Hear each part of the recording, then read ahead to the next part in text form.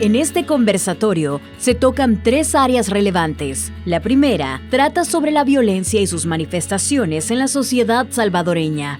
La segunda están las reformas a nivel municipal. Y la tercera es la relación entre política e intereses económicos, los cuales nos permiten entender las decisiones y medidas implementadas por la actual administración.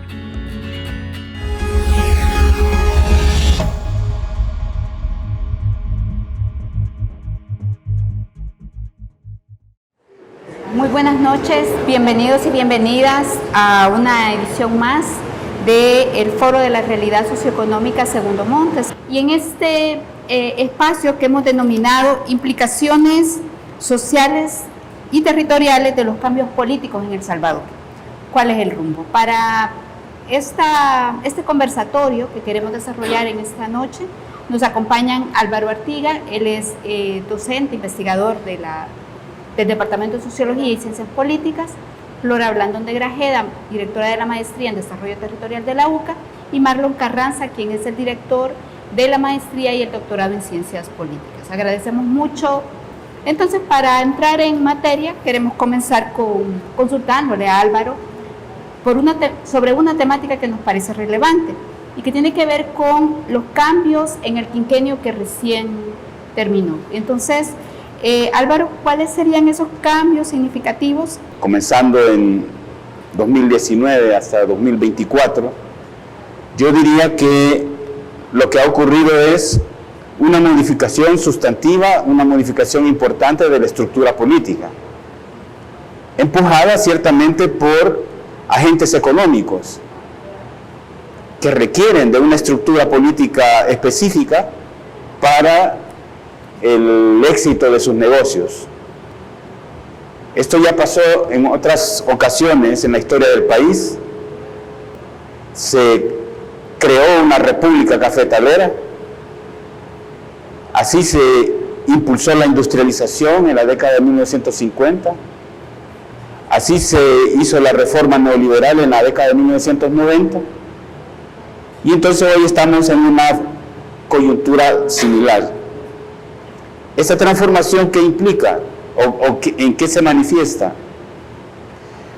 En primer lugar, en la transformación del sistema de partidos, en la medida en que los partidos hayan jugado un papel importante en la política.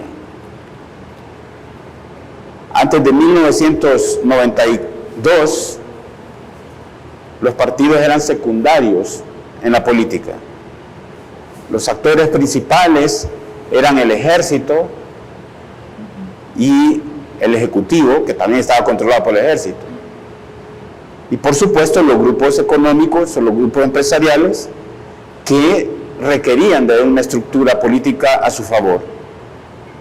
Pero la reforma de 1992, esa que se conoce como los acuerdos de paz, le dieron un papel político de relevancia a los partidos. Y la política en el país se convirtió en una política de negociaciones. La negociación, sinónimo si quieren de competencia, fue la nota de todo el periodo 92 hasta 2024. Eso ha cambiado. Ahora lo que tenemos es que los partidos se han vuelto irrelevantes, incluso el partido de gobierno, ¿verdad? Y el acceso a las oficinas presidenciales ya no es necesariamente a través de las gremiales, sino es directamente en persona con el presidente. Ese cambio se va a traducir y va a tener implicaciones en otras cosas que luego me voy a extender en eso. Un tema que también está como, llamémoslo en boga, tal vez no es la palabra más apropiada, pero que nos parece relevante recuperar y tiene que ver con el tema de la violencia. Entonces, una pregunta aquí sería, ¿cuál es el rasgo más característico del enfoque en el tratamiento de la violencia en este quinquenio 2019-2024? Lo que ha caracterizado el enfoque del tratamiento de la violencia durante no solamente este periodo, pero es como el cierre de la manera en cómo desde la posguerra se ha tratado la violencia, es la visión reduccionista de la misma, ¿verdad? En concreto, y para el caso del periodo 2019-2024, es el equiparamiento de la violencia con la reducción de homicidios, ¿verdad? Como sabemos, los homicidios es un indicador dentro de una serie de indicadores sobre la violencia de un país.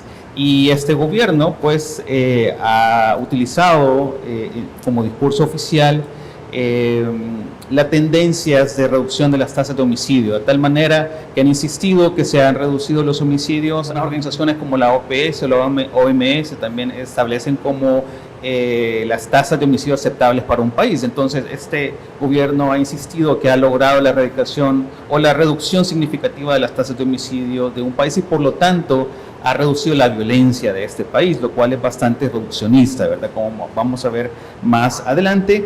Ahora, una cosa que es importante decir en este punto es que independientemente de si los registros que muestran esta reducción son válidos o no son válidos, realmente el gobierno no puede decir que inició con esa tendencia de reducción de las tasas de homicidios.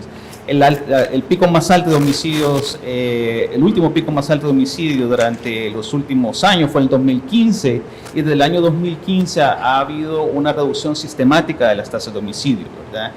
Lo otro importante que hay que decir es que no necesariamente la reducción de los homicidios ha sido lineal, porque hay que recordar exactamente aquel fin de semana que vivimos en la historia de Salvador, ¿verdad? El 25, 26, 27 de marzo, donde hubo 87 asesinatos, ¿verdad? Entonces no ha sido una reducción lineal, siempre han habido picos, a pesar de que las tendencias generales se han reducido, ¿verdad? Dentro de la misma visión reduccionista del análisis de la violencia que se ha hecho en este país, pues es, de nuevo, no es una tendencia nueva, pero se ha consolidado más, es entender que los únicos responsables de la violencia de este país han sido las maras y pandillas, ¿verdad? Lo cual sabemos que no es suficiente, ¿verdad? Pero que ha sido una justificación para acciones, actividades que tampoco son nuevas, que es impulsar regímenes especiales, ¿verdad? Como el régimen de excepción, que en los gobiernos de Antonio Saca, por ejemplo, en los gobiernos anteriores, han sido traducidos como leyes antimaras o otro tipo de tratamientos especializados, ¿verdad? Entonces, no es novedad. Lo que sí es novedad en este periodo ha sido la construcción, ciertamente, de megacárceles, lo cual no ha ocurrido en los gobiernos anteriores, o centros de confinamiento del terrorismo que prácticamente tienen al 2.5% de la población adulta de este país, ¿verdad? Que son cerca de 109.000 encarcelados, lo cual nos pone El Salvador entre los países con unas tasas de encarcelamiento más altas de todo el mundo. Y lo otro, que también creo que ha sido una tendencia, pero que se ha consolidado más, es la utilización ahora casi normalizada del ejército en las tareas de seguridad pública, ¿verdad? Lo cual también ha sido una tendencia, pero que se consolida cada vez más en este periodo.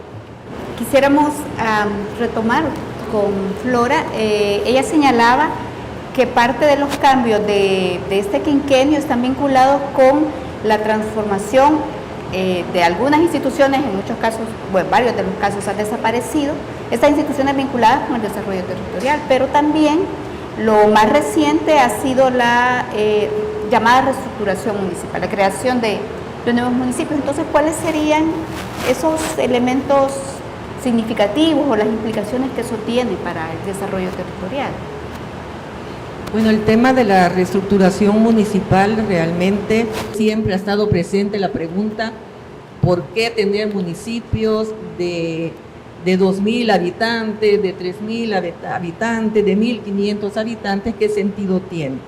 Y esa discusión se tuvo en la década de los 2000, a inicios, digamos, y habían posiciones diversas.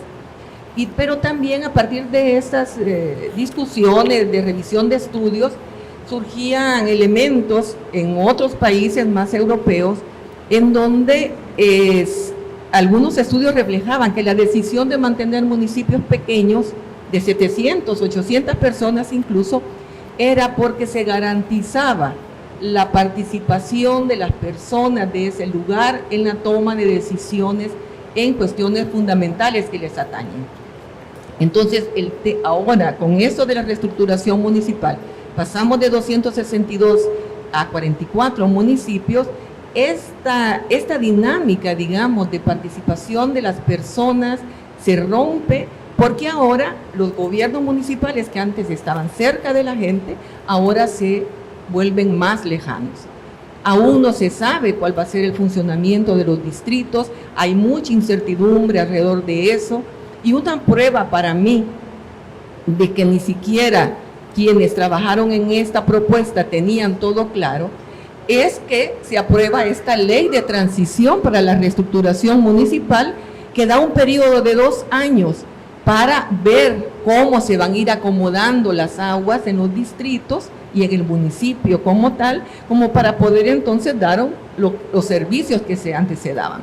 Entonces hay elementos aquí, creo yo, que considerar en función de que lo que se había ganado en cuanto a la organización, la participación de la ciudadanía en los procesos de planificación territorial, de los servicios que mal que bien daban los gobiernos municipales a su población y que eran más allá de la definición y la ejecución de proyectos de infraestructura, que es lo que asume la Dirección de Obras Municipales cuando se crea. Entonces está generando un vacío importante. Las necesidades de la población en los lugares van más allá de puentes, de calles, de energía eléctrica, incluso de agua potable, aun cuando no todo el mundo la tiene. Tiene que ver con recreación, tiene que ver con las becas que daban los gobiernos municipales a los estudiantes que no tenían posibilidades de trasladarse a otros lugares para seguir un estudio de bachillerato o universitarios. Tiene que ver con la generación de escuelas locales de danza, de música, de deportes, en los cuales los jóvenes y adolescentes participaban. Pero también tiene que ver con entrega de canastas básicas, con atención en clínicas municipales a las necesidades de salud. Álvaro, usted decía que todos estos cambios en el quinquenio han implicado una serie de llegadas, aproximaciones de otros actores que antes aparecían quizás menos claros. Pero estos cambios que usted señalaba, ¿qué implicaciones tienen?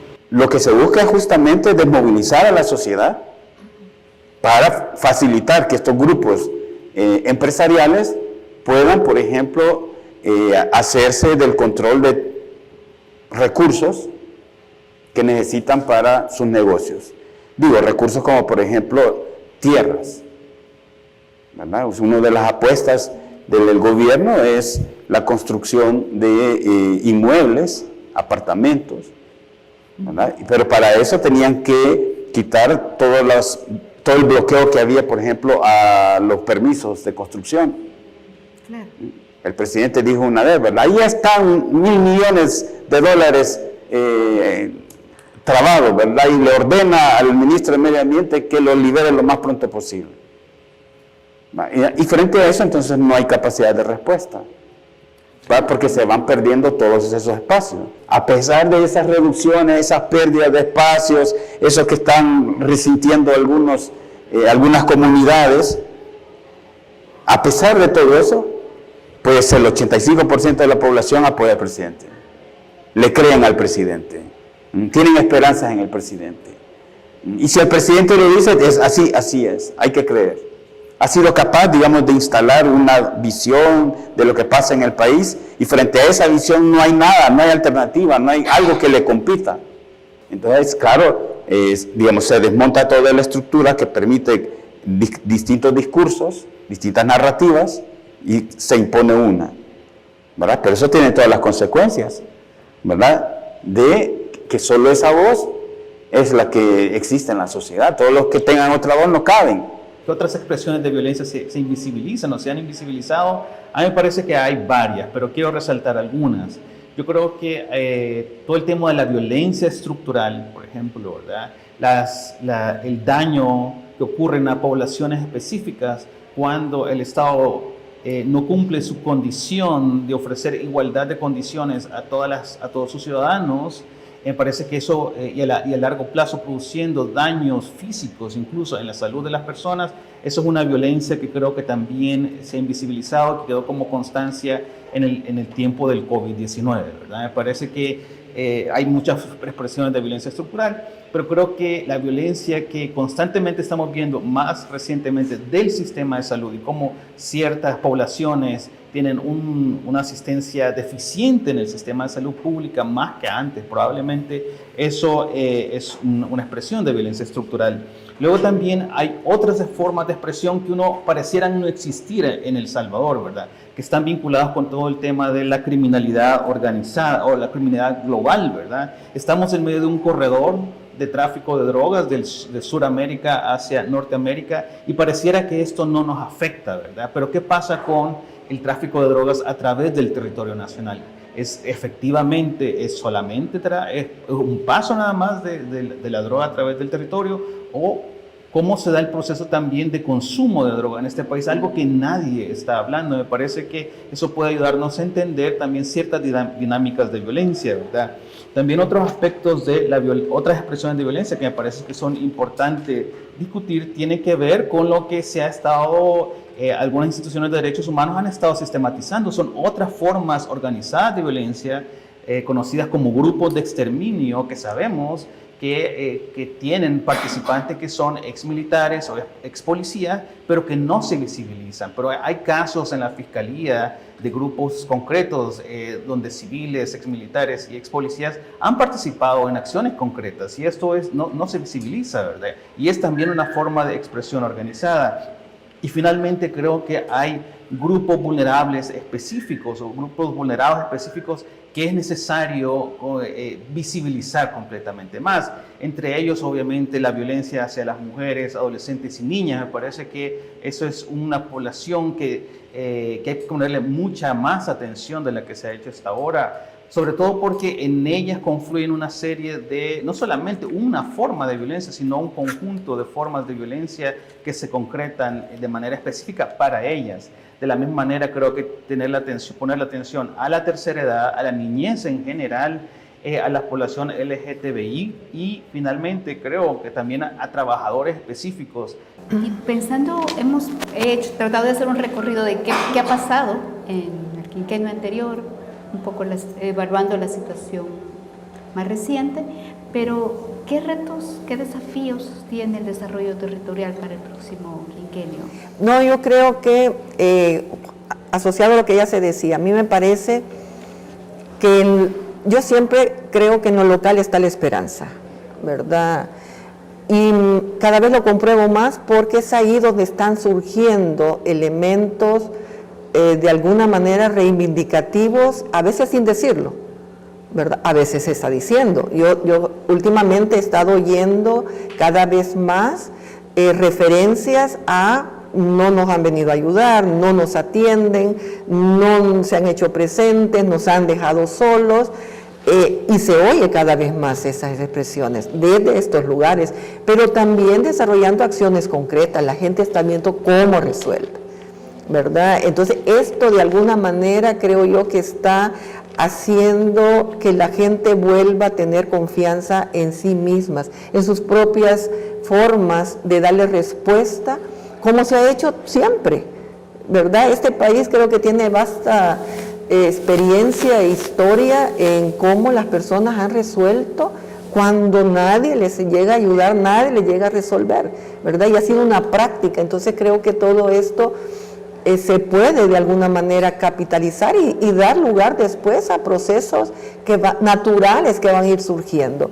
Y esto, bueno, quienes tenemos quizás más años, pasamos por un conflicto, supimos cómo se fue conformando, qué más miedo que el enfrentarse a la muerte ahí, y la gente hacía cosas, ¿verdad? En función, precisamente, pareciera contradictorio, pero de salvar su propia vida o la de su familia, aún sabiendo que podría enfrentarse a la muerte. Entonces creo que es una sociedad bastante compleja y reacciona de maneras que quizás uno todavía no logra o no logramos entender, ¿verdad? Creo que solo cuando se está frente a algunas cuestiones creo que salen esto, ¿verdad? Entonces creo que de las cosas positivas que yo decía al principio que esto puede dejar es eso, ¿verdad? Un volver, retomar conciencia de quiénes somos, para qué estamos, y ver que al final somos quien tenemos que que resolver, ¿verdad? Entonces creo que puede ir también por ahí, como digo, yo tengo esperanza en eso,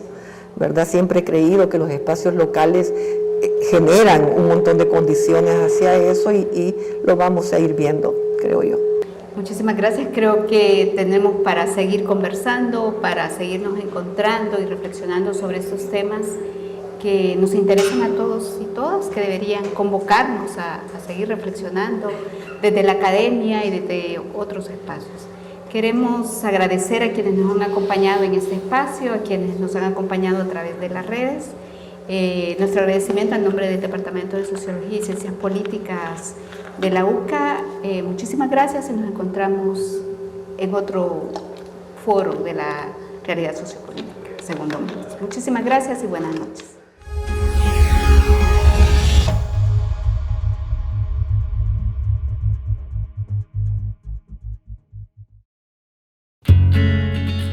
A continuación, el editorial. El dengue mantiene en alerta roja a la población salvadoreña. Los datos del Ministerio de Salud se actualizan de forma periódica, dicen las autoridades sanitarias, lo que permite constatar que el número de personas afectadas por la enfermedad se incrementa significativamente. Médicos epidemiólogos han sostenido que el país tuvo una alerta tardía. Esta situación repercute de forma directa en la población, sobre todo en la niñez, que es la más afectada.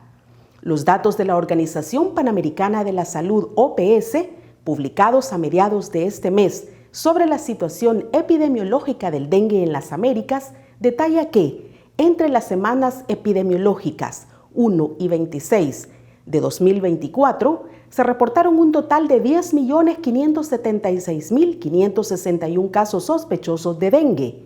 Esta cifra representa un incremento del 233% en comparación al mismo periodo del 2023 y 420% con respecto al promedio de los últimos 5 años, señala el reporte de la OPS. Para el caso de El Salvador, la OPS señala que en las primeras 28 semanas de este año se registra un total de 3.933 casos de dengue, una cifra que incluye sospechosos, probables, confirmados, descartados, con o sin signo de alarma, cuadros graves y muertes. Además, en ese mismo periodo registra 4 personas fallecidas a causa de la enfermedad. La presencia de dengue en el país pone una vez más al descubierto la vulnerabilidad de El Salvador ante la falta de políticas públicas que contengan mecanismos de alerta temprana, campañas educativas, infraestructura y dotación de medicamentos que puedan hacer frente a la emergencia de salud pública. Recomendar a la población acudir a los centros de salud ante la presencia de síntomas de la enfermedad parece solo una frase hecha, ante la ausencia de personal médico y equipo especializado que pueda atender el desbordante número de casos que diariamente se presentan a nivel de hospitales de la red pública y privada. Luego de conocerse las primeras muertes por dengue, el gobierno, a través de Cadena Nacional de Radio y Televisión, dijo que su gobierno está preparado para atender la emergencia e hizo una serie de comparaciones en cuanto al número de equipo con el que cuentan actualmente para realizar fumigaciones y el que tenían los gobiernos anteriores, olvidando quizá que él ya forma parte de un gobierno anterior. Para el gremio médico, las campañas casa por casa que se hicieron en el pasado tienen su impacto, pues la fumigación que se hace desde helicópteros solo mata al zancudo al que llega humo, pero no a los criaderos que muchas veces hay dentro de las casas o en la acumulación de basura que se puede ver en diferentes lugares del país. La improvisación y el afán de mostrarse único y con todo bajo control, aunque no sea cierto, sigue pasando factura a quienes deben acudir a los hospitales, que siguen con carencias importantes que impiden dar la atención debida a los pacientes que no cuentan con el dinero necesario para atender sus enfermedades en el sector privado.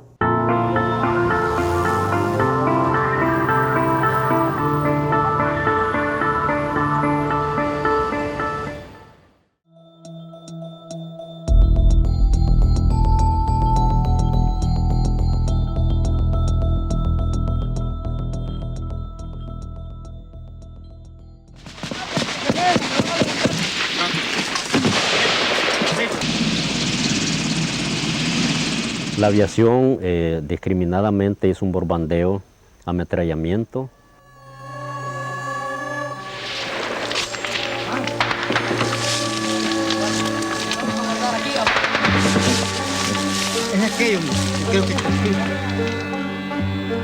Desde el 25 de septiembre de 1983, el pueblo de Tenancingo, departamento de Cuscatlán, ya no es el mismo. Ese día, decenas de salvadoreños perdieron la vida. Según datos y lo que constatamos nosotros, andan por entre unos 100 civiles que murieron en ese bombardeo. Y heridos, una cantidad incalculable. El fatal desenlace de estas víctimas de Tenancingo tuvo su origen en la toma del pueblo por parte de la entonces fuerza militar del FMLN. El ejército salvadoreño tenía una fuerte presencia en este poblado. La gente empezó a desalojar la parte de ahí porque la guardia bajaba y empezaba a capturarlos, a golpearlos. Allí donde yo trabajaba se encontraban bastantes personas que eran perseguidas por la guardia.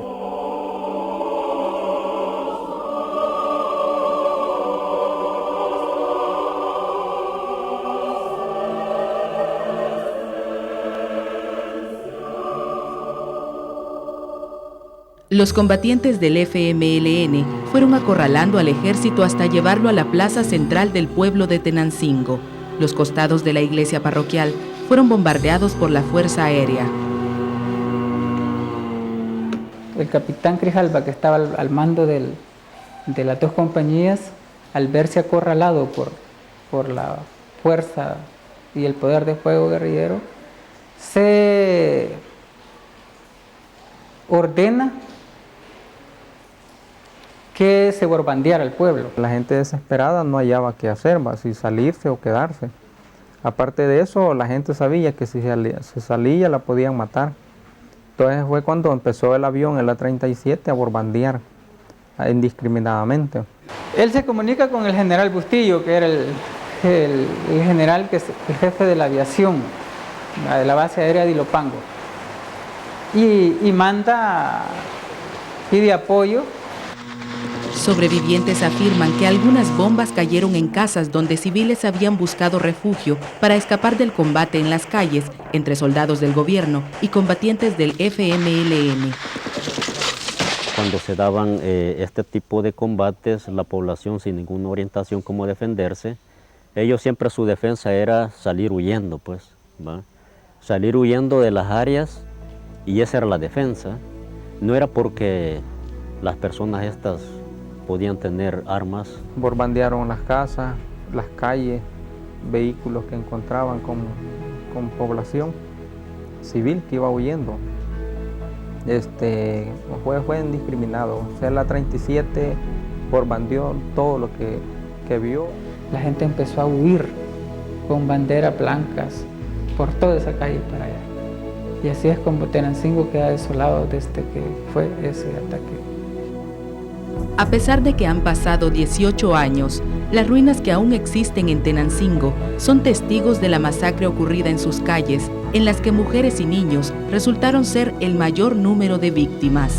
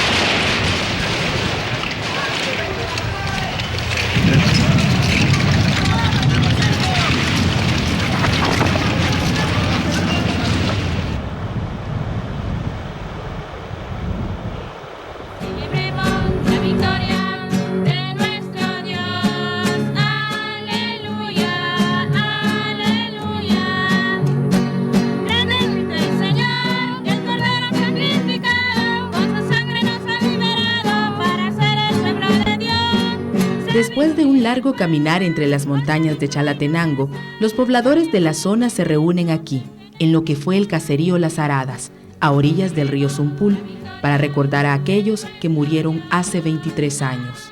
Es una celebración, es un festejo no hay lágrimas, hay mucho dolor, eso no hay duda. El pueblo poco a poco ha ido sabiendo transmitir esta experiencia dolorosa, pero la ha ido haciendo vida, y la prueba de ello es que pues hay mucha gente que ha venido caminando más de 4 horas desde sus cantones, más de 5 horas, todavía hay gente que está llegando. Con el pasar del tiempo, los pobladores han hecho de lo que fue un evento trágico una expresión de esperanza que les mantiene unidos, y es aquí donde se encuentran año tras año para celebrar la vida.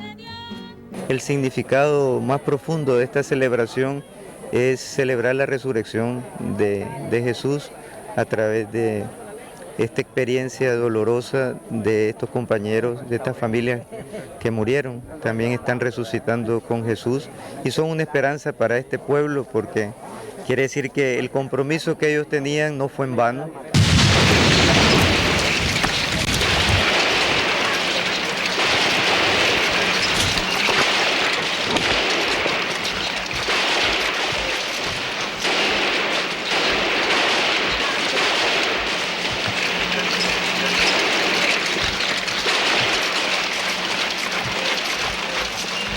Se te habían traído niños, ancianos, que ya no podían caminar ellos, pues se desalojaron de sus viviendas porque los buscaba el ejército, ¿verdad?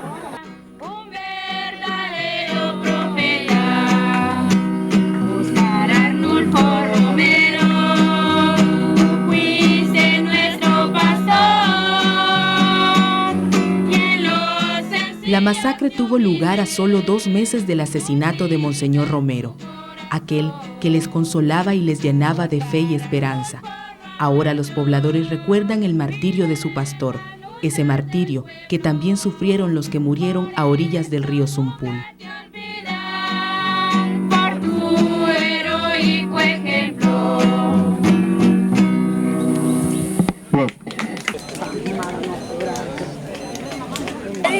Ella lo anima a uno, pero ella no va, y yo por eso cuando...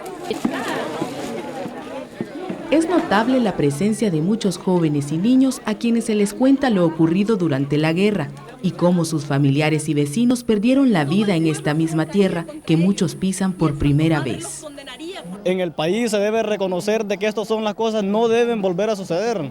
Entonces, en cierto modo es una fiesta, pero una fiesta que vivimos en nuestros corazones, porque realmente aquí vemos gente que somos hijos, que somos sobrinos, que somos nietos, incluso hay gente que es padre y perdieron sus hijos aquí, perdieron sus padres, perdieron sus abuelos. Viviendo el bautismo y el envío de Jesús, testigo en el mundo sediento de paz, caminemos juntos sembrando el amor. Desde el corazón de América, desde nuestra pequeñez y desde nuestra pobreza vamos a brindar amor por los caminos del mundo, a predicar a Jesús con Gerardo y con Romero. Dice Jesús en este evangelio: no son ustedes los que me han elegido, soy yo quien los ha elegido. Y ese es el privilegio de este pueblo salvadoreño, y ese es el privilegio del campesinado salvadoreño, y ese es el privilegio de los marginados de este pulgarcito de América. Es el Señor Jesús, el resucitado, el que los ha elegido. Es el pueblo más pequeñito, el que es más grande en el corazón de Dios, que es lo más importante. Sean abundantes nuestras verdes milpas y frijolares, sea nuestra tierra verde y rebosante con la del vecino y sus familiares.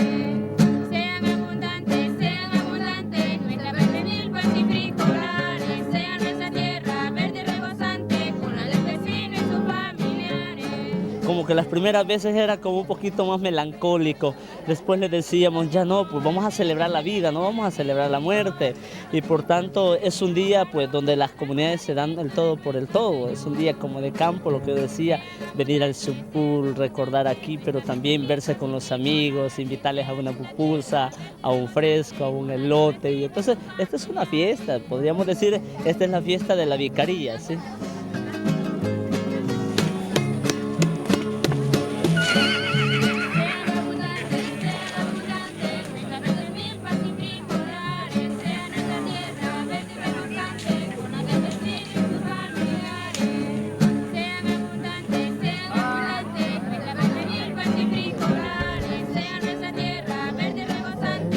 gente son feliz. Y eso es un lugar de, como ya he dicho, que hay mucha gente murió, pero la gente aquí son felices y la gente quiere celebrar la vida de la gente porque ellos en realidad no son muertos, son vivos en otro mundo. Entonces es una manera en que la gente puede celebrar su vida y la vida de los otros que no están aquí ahora con ellos. Dice que el pueblo que olvida su historia está propenso al mismo fracaso, porque no hay que olvidar la historia de lo que ha pasado. El próximo año estarán aquí nuevamente, ofrendando la memoria y dignificando el recuerdo de todos aquellos que murieron a orillas del río Zumpul hace 23 años.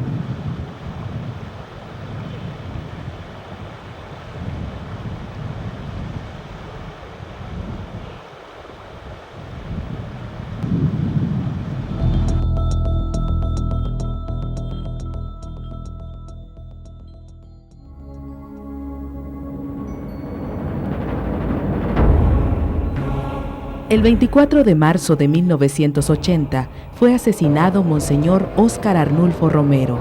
6 días después, miles de salvadoreños colmaron la Plaza Gerardo Barrios para presenciar su funeral. Más de 50,000 personas se congregaron frente a Catedral. Bueno, nos pusimos de acuerdo, casi toda la comunidad, para participar en el entierro de Monseñor Romero, ya que era nuestro pastor líder, ¿verdad?, de esa época.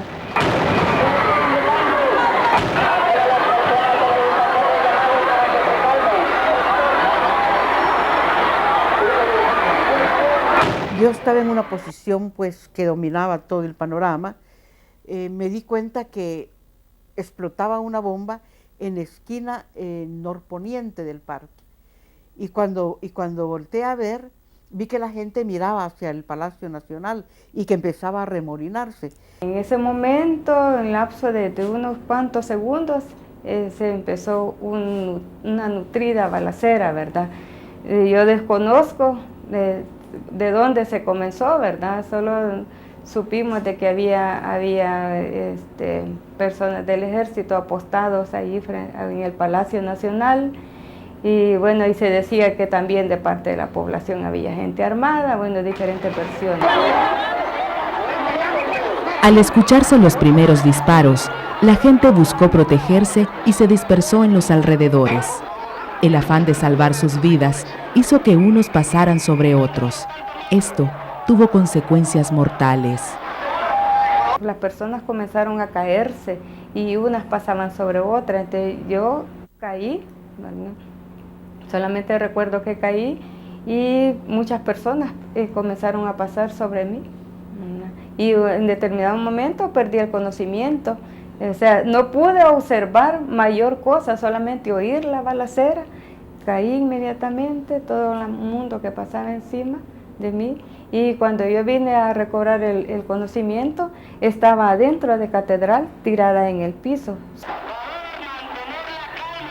Según testigos, las miles de personas que estaban congregadas frente a Catedral querían cubrirse o salir corriendo del lugar. La mayoría de las víctimas fueron personas de la tercera edad. La mayoría de gente era gente ya mayor. Algunas de ellas murieron aplastadas, algunos de herida de bala. El pisoteo de la demás gente, toda la gente que pasó encima, cuando desperté, vomitaba sangre, me salía sangre por los oídos, por la nariz, y un estado de ánimo, de salud, pues bastante mal. Entonces me llevaron al hospital y luego nos fuimos para mi casa. Para quienes estuvieron presentes, los disturbios fueron iniciados por miembros de las instituciones de seguridad del gobierno de esos años. Recordemos que quienes cuidaban el Palacio Nacional eran agentes de los diferentes cuerpos de seguridad de entonces, como la Policía Nacional, la Guardia Nacional, sobre todo la Guardia Nacional en el Palacio Nacional. Indudablemente que ellos comenzaron el tiroteo. Para los testigos de este suceso, debido al número de personas congregadas en la Plaza Barrios, era previsible que un efecto de pánico podía provocar una masacre por aplastamiento y asfixia entre los presentes. los que planificaron deshacer este entierro de Monseñor, que era multitudinario, era bueno, como nunca visto en El Salvador, ellos sabían perfectamente que al provocar una onda de pánico y de terror entre la gente, ellos sabían que eso iba a provocar cientos de muertes. Algunos de los que perdieron su vida en este capítulo de la historia de El Salvador dejaron sus humildes zapatos como huella de esta inolvidable masacre, compartiendo así el camino de su líder, Monseñor Romero.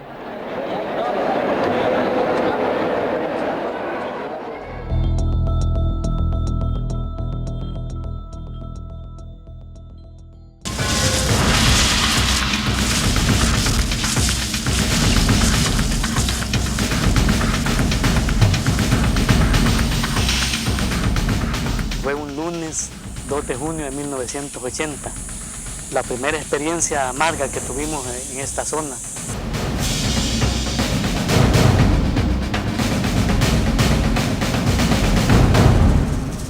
Recuerdo una historia que quedó aquí en este triste cantón, ¿verdad? Porque la masacre fue dura y los pegó un golpe que directamente no creíamos nosotros que eso hubiera sucedido. La guerra de más de 12 años en El Salvador dejó huellas imborrables en la población salvadoreña. La masacre ocurrida en el cantón Los Platanares del municipio de Zacatecoluca dejó decenas de muertos. Esa masacre parecieron 40 compañeros asesinados. Y yo también que iba en cuenta, pero gracias a Dios de que yo busqué otros medios por donde yo poderme salvar, ¿verdad? Yo me acuerdo de mi mamá que como a las 4 de la mañana la fueron a sacar y se llevaron 5 esa noche. El esposo de mi mamá, mis tíos, y de ellos no sabemos nada. Ni los hallamos ni vivos ni muertos.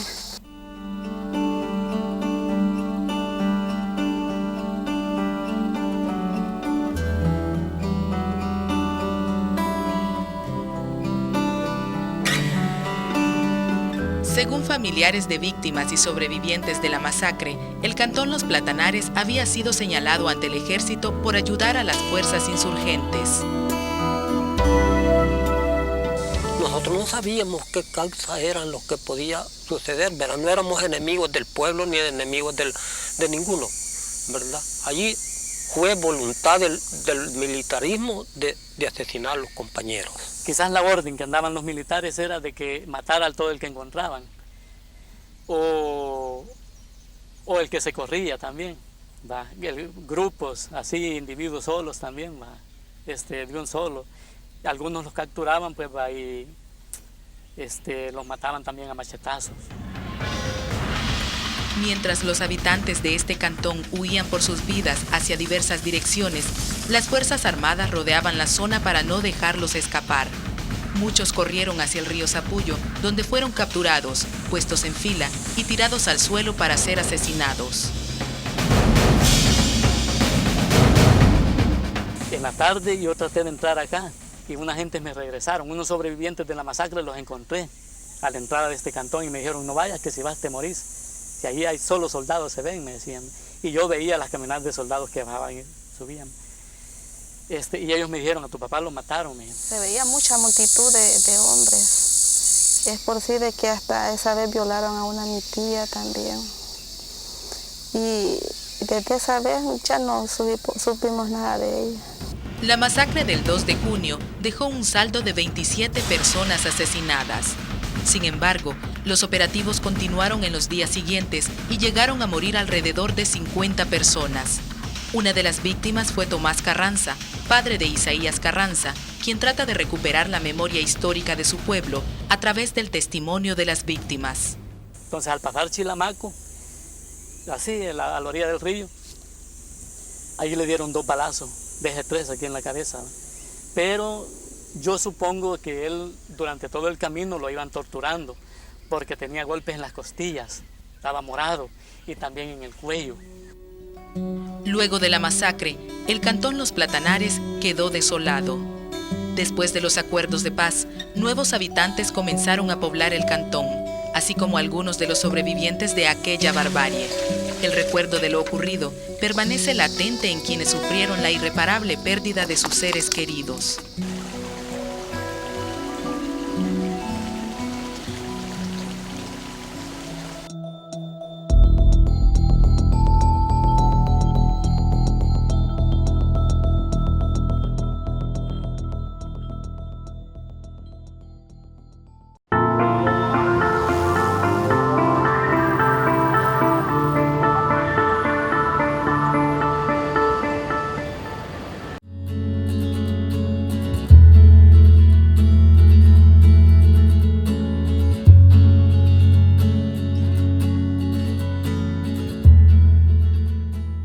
Quiero darles la bienvenida a la presentación del libro de la publicación Mala Hierba.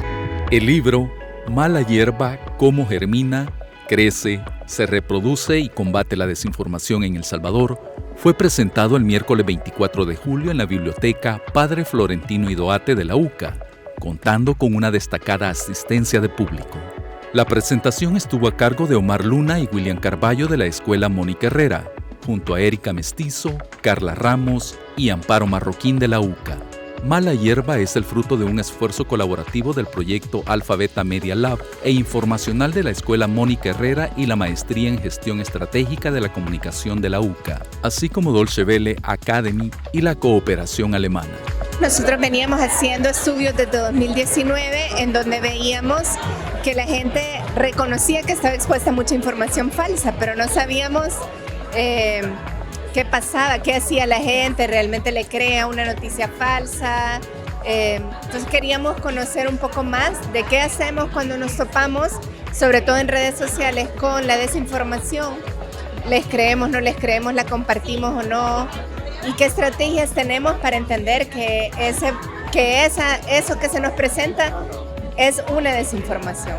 La reflexión va generalizada a la sociedad salvadoreña en general, porque tal como yo había realzado previamente, todos podemos ser víctimas de la desinformación, aunque hay algunas personas como las juventudes que tengan un mayor dominio de las herramientas tecnológicas de alguna u otra manera con lo que nosotros consumimos en cadenas de WhatsApp, lo que se publica en el periódico o lo que transita por la televisión. Todos de alguna manera somos susceptibles a consumir algún tipo de producto que puede ser catalogado como desinformación. La presentación no solo capturó la atención de los académicos, sino también del público asistente, quienes tuvieron la oportunidad de compartir sus impresiones sobre la obra y su relevancia en el contexto actual de la desinformación.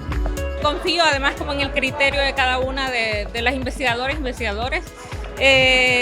Creo que cada una y cada uno dentro de sus ramas, con esto que nos mostraron ahorita, ya nos dan una probadita de que sí va a ser un buen libro, y creo que también me emociona como a querer investigar más sobre el tema de la desinformación.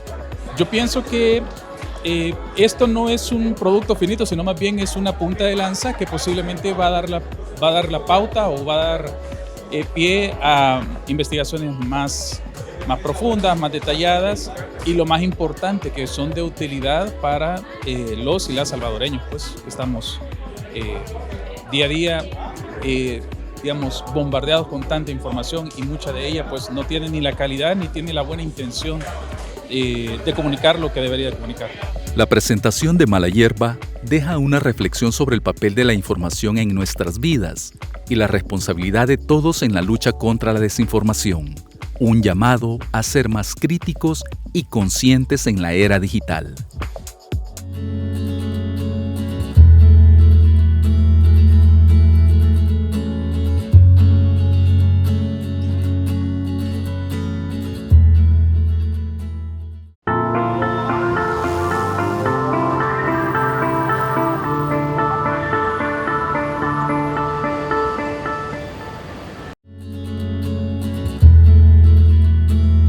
En Miradas damos paso a la sección musical.